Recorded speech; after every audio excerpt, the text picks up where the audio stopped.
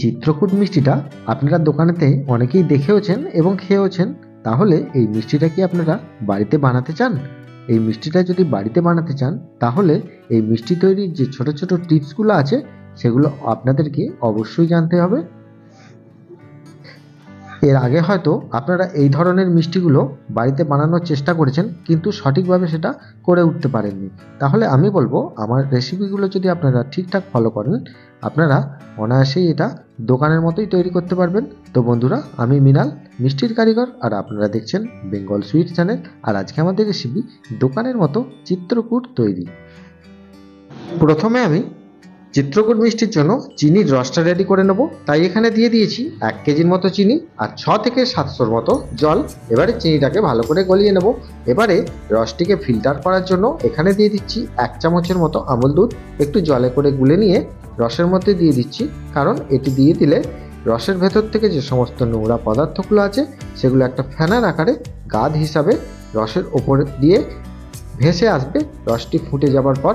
তাই রসটি ফুটে গেলে যখন এই ফেনাটি সৃষ্টি হবে তখন অল্প অল্প করে জল দিয়ে 3 বার ধরে এইভাবে এই ওপর থেকে এই ফেনাটিকে সরিয়ে নিতে হবে। তাহলে কিন্তু রসটি একদম পারফেক্টভাবে ফিল্টার হয়ে যাবে। আর এখানে বলে রাখি, রসটিকে একদম একটু মোটাও নয় আর খুব পাতলাও নয়, এইভাবেই তৈরি করতে হবে। তাই হাত দিয়ে একবার ভালো করে দেখে নেবেন। হাতে যদি একটু হালকা চাটচাট করে তাহলে জানবেন রসটি এখানে পারফেক্ট আছে। এবারে রসটিকে একটা ছোট জায়গার মধ্যে সরিয়ে নিচ্ছি। রসটি তৈরি হয়ে গেলে এবার এখানে আমি ছানাটি তৈরি করব। ছানা তৈরির ভিডিও যেহেতু আমার চ্যানেলে দেওয়া আছে তাই ভিডিওটা যাতে বড় না হয়ে যায় সেজন্য আমি এখানে ছানা তৈরির ভিডিওটা দিলাম না। এখান থেকে বা আমার চ্যানেল থেকে বা আমার ডেসক্রিপশান থেকে আপনারা ছানা তৈরির ভিডিওগুলো পেয়ে যাবেন। আর এখানে কি কি উপকরণ লাগছে দেখুন। এখানে লাগছে 2 চামচের মতো সুজি আর 2 চামচের মতো বড় এলাচের গুঁড়ো বা জায়ফলের গুঁড়ো আর ময়দা, আর একটু লাগছে চিনির সিরাপ। তো এখানে আমি প্রথমে দিয়ে দিচ্ছি 2 চামচের মতো আমি সুজি, আর এখানে দিয়ে দিচ্ছি জায়ফলের গুঁড়ো বা বড় এলাচের গুঁড়ো, যে কোনো একটি দিলেই হবে, 1/2 চামচের মতো। আর এখানে দিয়ে দিচ্ছি চিনির সিরাপ, কারণ এখানে আমি গোটা চিনিটাকে একটু জল দিয়ে গুলে রেখেছি। কারণ গোটা চিনিটা আমি এখানে দিচ্ছি না, কারণ এখানে গোটা চিনিটা দিলে ছানার মধ্যে গলতে দেরি হয়, সেজন্য আমি আগে থেকে এটা গলিয়ে রেখেছি 2 চামচের মতো চিনি দিয়ে। আর এখানে দিয়ে দিচ্ছি ময়দা। ময়দা এখানে লাগবে 250 গ্রাম ছানার জন্য 100 গ্রাম ময়দা চিত্রকূট মিষ্টিটা তৈরি করার জন্য। তো এখানে আমি 2 কাপ হিসাবে ময়দাটা আমি মেপে দেখিয়ে দিচ্ছি, আর ওজন করে নিলে এখানে 100 গ্রাম। আর এখানে সম্পূর্ণ উপকরণগুলো এইভাবে ছানার মধ্যে ভালো করে মিশিয়ে নিতে হবে। এই খামিটিকে আপনারা যত ভালো করে মাখবেন তাহলে মিষ্টির কিন্তু কোয়ালিটিটাও কিন্তু খুব ভালো হবে। এবারে এখানে সবথেকে গুরুত্বপূর্ণ বিষয় হচ্ছে খাবার সোডা। তো এখানে খাবার সোডাটা কতটা দেবেন? 2 গ্রাম দেবেন 250 গ্রাম ছানার জন্য। তো এখানে আমি মেজারমেন্ট করে 2 গ্রাম দিয়ে দিচ্ছি। দেখুন, একটা চামচের 4 ভাগের 1 ভাগ দিলে সাধারণত 2 ভাগ হয়ে যায় 2 গ্রাম। আর এখানে একটা টিপস আছে, দেখুন খাবার সোডাটা আমি একটু অল্প পরিমাণ জল দিয়ে একটু একটা জায়গার মধ্যে গুলে নিয়ে তারপরে কিন্তু আমি ছানার সাথে মেশাচ্ছি। কারণ ডাইরেক্ট ছানার সাথে যদি আপনারা সোডাটা দিয়ে দেন তাহলে কিন্তু সঠিকভাবে ছানার সাথে নাও মিশতে পারে, তাতে ভাজার সময় অনেক ক্ষেত্রে অসুবিধার সৃষ্টি হতে পারে বা কিছু কিছু জায়গায় ভেঙেও যেতে পারে। তাই এখানে আমি এইভাবেই কিন্তু খাবার সোডাটা গুলে নিয়ে ছানার মধ্যে মাখিয়ে নিয়েছি। সোডা দিয়ে মেখে নেওয়ার পর যখন দেখবেন এই ডিশের মধ্যে বা পাটার মধ্যে আর লেগে যাচ্ছে না, তাহলে জানবেন এখানে ছানাটি কিন্তু সঠিকভাবে মাখা হয়ে গেছে, আর এখানে মাখার দরকার নেই। এবারে পাটার মধ্যে একটু তেল নিয়ে এটিকে আরেকবার ভালো করে পালিশ করে নিতে হবে। তাহলে কিন্তু আমাদের এখানে চিত্রকূটের খামিটি পারফেক্টভাবে রেডি হয়ে গেল। আশা করি এই ছোট ছোট টিপসগুলো যদি আপনারা ঠিকঠাক ফলো করেন অবশ্যই আপনাদের ভাজা মিষ্টির ক্ষেত্রে কোনো রকম কোনো অসুবিধা হবে না। এবারে এখানে একটা ছোট ট্রে নিয়েছি। এবার এই ট্রেটার মধ্যে একটু তেল মাখিয়ে নিয়ে একটা ভাগ নিয়ে লেচির এবারে একটা ছোট রোল আকারে তৈরি করছি। তো রোলটা আপনারা কতটা বড় করবেন বা কতটা সরু করবেন দেখে নিন। যে এখানে একদম সরু করে দিলেও হবে না বা খুব মোটা করে দিলেও হবে না, একটা মিডিয়াম আকারের আপনারা যখন করবেন তখন নিজেরা করলেই তখন বুঝতে পারবেন, কোনো অসুবিধা নেই। এবারে এই রোলটিকে একটু হালকা প্রেস করে দিতে হবে, একটু চ্যাপ্টা টাইপের, খুব পাতলা করে দিলে হবে না, একটা মিডিয়াম আকারে করে রাখতে হবে। তো এইভাবে প্রেস করে নেওয়ার পর একটা ছুরি নিতে হবে, পাতলা ছুরি। সেই ছুরিটির মধ্যে একটু তেল মাখিয়ে নেব। তেল মাখিয়ে নিয়ে এটিকে আমরা পিস তৈরি করব।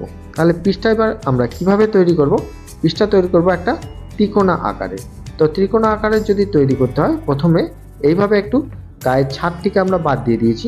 দেওয়ার পর ছুরিটিকে একবার এইদিকে ঘুরিয়ে আরেকবার এইদিকে ঘুরিয়ে একটা কোণাচি টাইপের একটা তৈরি করে নিতে হবে ত্রিভুজ আকারের একটা শেপ তৈরি হচ্ছে। দেখুন, একবার এইদিকে ঘুরিয়ে দিচ্ছি ছুরিটা, আরেকবার এইদিকে ঘুরিয়ে দিচ্ছি, দিলে কিন্তু একটা ত্রিভুজ আকারের দেখতে লাগছে। এটাই কিন্তু চিত্রকূট মিষ্টির একটা শেপ। তো চিত্রকূট অনেক রকম হয়ে থাকে, তো এই শেপটাই আপনাদেরকে দেখালাম যাতে সহজ হয়। তো এইভাবে করে নেওয়ার পর দেখুন এখানে একটা অবশ্যই টিপস আছে। এটি এইভাবে কিন্তু আমি ছুরি দিয়ে একটা ফুটো করে নিচ্ছি বা দাগ করে নিচ্ছি। কেন? কারণ এটি যদি না করা হয় তাহলে কিন্তু এটি তেলে ভাজার সময় এটি কিন্তু লুচির মতো ফুলে যাবে আর চিত্রকূটের মতো আর হবে না, তাহলে কিন্তু এটি শেপটা একদম সুন্দর হলো না। তাই এখানে যদি আমি একটা ছোট একটা দাগ করে দিই বা ফুটো করে দিই তাহলে এটি আর ফুলবে না। তাহলে এটি কি হবে, যে এটি সুন্দরভাবে একটা ত্রিভুজের আকারে চ্যাপ্টা আকারের শেপটাই থাকে যাবে। তো এই রকম ছোট ছোট টিপসগুলো আপনারা যদি অবশ্যই ফলো করেন, নিশ্চয়ই আপনাদের ভাজা মিষ্টি একদম পারফেক্ট দোকানের মতোই হবে। এবার এখানে আমি কড়াতে তেল দিয়ে দিয়েছি, সাদা তেল। এবার সাদা তেলটি দিয়ে দেওয়ার পর আমি গ্যাসটা জ্বালিয়ে দিয়ে গ্যাসটিকে একটু লো হিট করে নিয়েছি, একদম হালকা মিডিয়াম রেখেছি গ্যাসের ফ্লেমটাকে। রেখে দেওয়ার পর এখানে আমি যখন একটি ছেড়ে দিয়ে দেখলাম যে এখানে হালকা একটা বুদবুদ আকারের সৃষ্টি হচ্ছে, তাহলে জানলাম যে এখানে আমার তেলটি পারফেক্টভাবে রেডি আছে। এবারে আমি সমস্ত চিত্রকূটগুলো তেলের মধ্যে ছেড়ে দিয়েছি। দেখুন, এবার গ্যাসের ফ্লেমটিকে আমি হাই করে রেখেছি যতক্ষণ না এই চিত্রকূট মিষ্টিগুলো তেলের মধ্যে ভেসে ওঠে। এবার ভেসে গেলে আমি একটু হাতে করে এই ছান্তায় করে একটু ভালো করে নাচিয়ে নিচ্ছি। পুরোটা ভেসে যাওয়ার পর আমি যখন দেখছি গাটা একটু শক্ত হয়ে গেছে বা একটু হালকা ব্রাউন হয়ে গেছে, তখন আমি গ্যাসের ফ্লেমটাকে একদম কমিয়ে দেব। কমিয়ে দিয়ে 10 থেকে 15 মিনিট একদম হালকা টেম্পারেচারে আমি কিন্তু এইভাবে চিত্রকূটগুলোকে ভেজে নেব। যখন দেখব যে একদম গোল্ডেন ব্রাউন কালার বা একটু লালচে কালার এসে গেছে, তো এখানে আপনারা যেরকম কালার পছন্দ করেন সেটা করে নিতে পারেন। তখন কিন্তু আমি গ্যাসের ফ্লেমটাকে অফ করে দেব। দিয়ে আমি সমস্ত চিত্রকূট মিষ্টিগুলোকে তুলে নিয়ে যে রসটি আমি রেখেছি সেই রসটির মধ্যে আমি ডুবিয়ে দেব। দেখুন এখানে এইভাবে আমি তুলে নিচ্ছি। আর রসটি খুব গরম না রাখলেও হবে, কারণ আমি যেহেতু আগে রসটি তৈরি করে নিয়েছি, যতটা ঠান্ডা হয়েছে ওই রকম থাকলেই হবে। খুব বেশি ঠান্ডা করে নিলে আবার রসটি ঢুকতে দেরি হবে। তো এইভাবে আমি সমস্ত চিত্রকূটগুলো রসের মধ্যে দিয়ে একবার ভালো করে টিপে দেব। আর টিপে আমি ভালো করে দেখে নেব যে এর ভেতর রসটি ঢুকছে কিনা। সঙ্গে সঙ্গে তো আর রসটি ঢুকে যাবে না, 2-5 মিনিট আমাকে ওয়েট করতে হবে। 2-5 মিনিট পর আমি একটু হাতে করে দেখব যে কতটা নরম হয়েছে। দেখুন এখানে আমার পারফেক্টভাবে সমস্ত কিছু উপকরণগুলো দেওয়া ছিল, তাই এখানে রসটি পারফেক্টভাবে ঢুকে গেছে। তাই এখানে আমার আর কিছু করার দরকার নেই। আমি ঢাকা দিয়ে রেখে দিলে পরের দিন সকালবেলা আমি চিত্রকূটটা আমার একদম পারফেক্টভাবে হয়ে যাবে।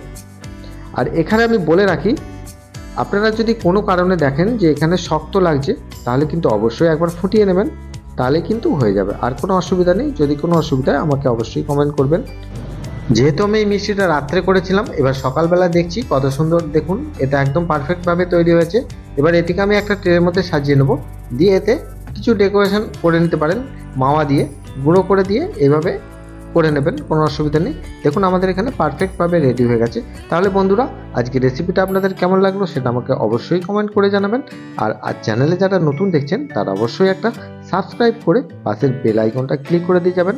দেখা হবে আবার অন্য কোনো মিষ্টি রেসিপি নিয়ে। ভালো থাকবেন, সুস্থ থাকবেন, নমস্কার।